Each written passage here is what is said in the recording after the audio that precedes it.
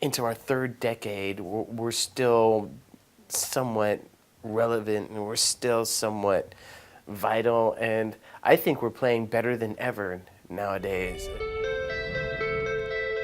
Still relevant indeed, Metallica remain one of the biggest selling music artists of all time. Death Magnetic, released last September, went straight to #1 in the UK and was the band's 5th consecutive studio album to debut at the top of the Billboard 200 stateside. Now, as they wrap up the UK leg of their sellout world tour, lead guitarist Kirk Hammett explains why their British fans help make sure standards never slip.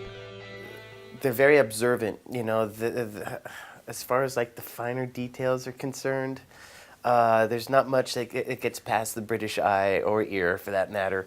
I've noticed that, I hear comments like, "Hey, you played that song differently," or "Why didn't you play that song tonight? You played it, the night before."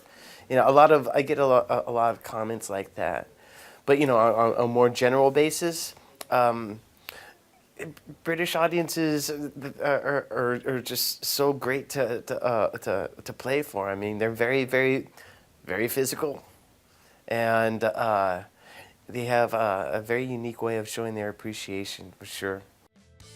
Metallica haven't toured the UK since the St. Anger album, a turbulent time in the band's history, only too well documented in the movie Some Kind of Monster. But putting themselves under such scrutiny was a move that Hammett now says he doesn't regret. Well, I have my reservations about it, but at the end of the day, I would say that I think that the movie is great in that its message is really, really, really beneficial to people who might find themselves in the same sort of situation, bands or even individuals who might find themselves in the same sort of situation dealing with, other people or other relationships. And I think that's a great thing. It seems that with Death Magnetic, Metallica have returned to the form that earned them their faithful following. Hammett attributes some of this to linking up for the first time with producer Rick Rubin. He told us to kind of think about the albums that we made in the 80s, because those were his favorite albums that we had made, and to kind of like put us in that mindset of where we were at back in the 80s in as far as approaching the new music.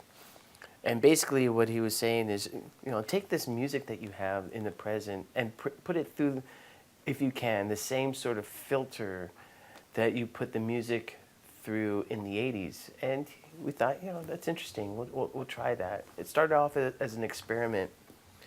And when we wrote a couple songs, we were just very, very impressed with the results. I mean, we had to take a couple steps back and just kind of rethink our entire strategy for writing and creating.